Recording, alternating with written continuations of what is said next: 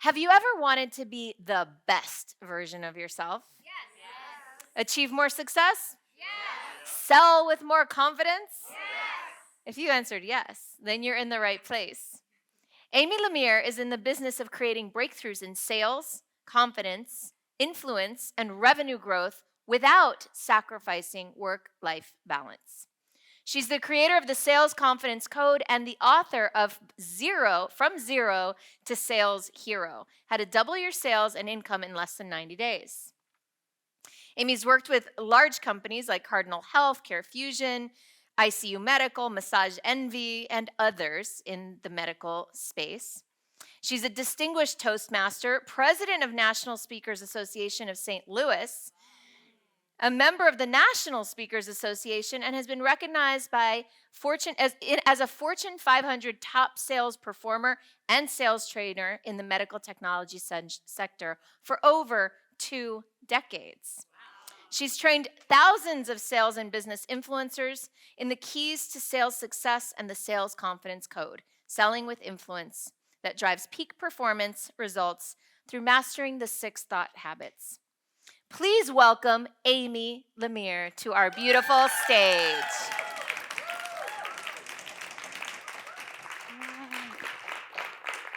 Thank you. You're welcome.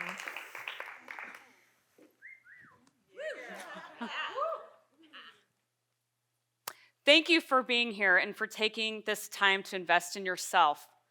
I want you to know I honor you for that because that's a habit I put into my life over 30 years ago. It's no secret. You all could be taking client calls right now, handling customer issues, but instead you are here, and I honor you for that. Out of curiosity, how many of you were voluntold to be here by the Vice President of Sales today? Okay, thank you. And how many of you are entrepreneurs that wanted to come and understand more about selling so your businesses could be more successful? Thank you. What I'd like to do today is I'm going to share with you a little bit about my story because I know some of you that were voluntold to be here might not know who I am. But I also want to reveal to you something that I created called the Sales Confidence Code and how you can apply this to your business to have immediate results in your sales today. It all made sense. Work hard, achieve success. How many of you have heard that before? But if that is the right answer, then how come 80% of us stay in jobs that we don't enjoy for the healthcare benefits? Why is it that a year ago, there were 3% job openings in the United States, but today it's risen to 31%? What the reasons are behind that, in case you're wondering, according to Gartner, it's for 2 big reasons. Number 1, we're burned out. Our work has become our home, and our home has become our work. But the other part of that is a lot of people say that the people they work for don't invest in their skills and their self-development. And I found out that truth the hard way back in 2012. And I remember it just like it was yesterday. You see, at that point, I had already been in sales for over 20 years, but I had hit the big time. I finally got a position in medical sales, which is what I had dreamed of. And I had just had the best year of my life. I got to stand on stage at the national sales meeting. I got promoted to be a sales field trainer. I was getting emails from my boss and the vice president of sales. I mean, things just couldn't get any better. And then came the next year. Let's just say the next year started off a little bit slower than the year before. And I remember saying, I sold everything last year. It's normal for it to be slow. It's no big deal. I'm not going to worry about it. Then came second quarter, and I began to get nervous. Those congratulatory emails turned into, when are you going to start selling something from my boss?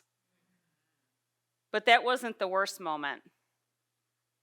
The worst moment came when I was getting ready to go on my sales calls one day, and I opened up my laptop, and there it was, the PIP, the performance improvement plan, meaning if you don't turn around your sales results in 30 days, you will be terminated from your position at this company.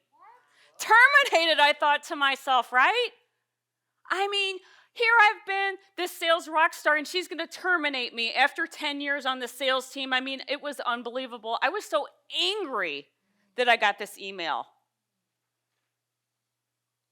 But that anger started turning into fear. I began to think to myself, oh my God, what if I get fired from my sales job? I mean, my mom had a career in sales. My dad was in sales, and then he moved on to have his own business. What are my friends going to think of me? My peers, my customers, what am I going to tell them? I remember that afternoon I came home from my sales appointments, and I sat on my front porch and I looked into the distance, and I knew I had a decision to make. I could either quit my job right now, or maybe I could try to turn this thing around somehow. Now, I knew no one's going to hire a salesperson that's at less than 20% of their sales quota halfway through the year, so I decided to take the second option. I decided to turn it around. And I made a decision that to this day is one of the best decisions I could have made in my entire life. I hired a sales coach.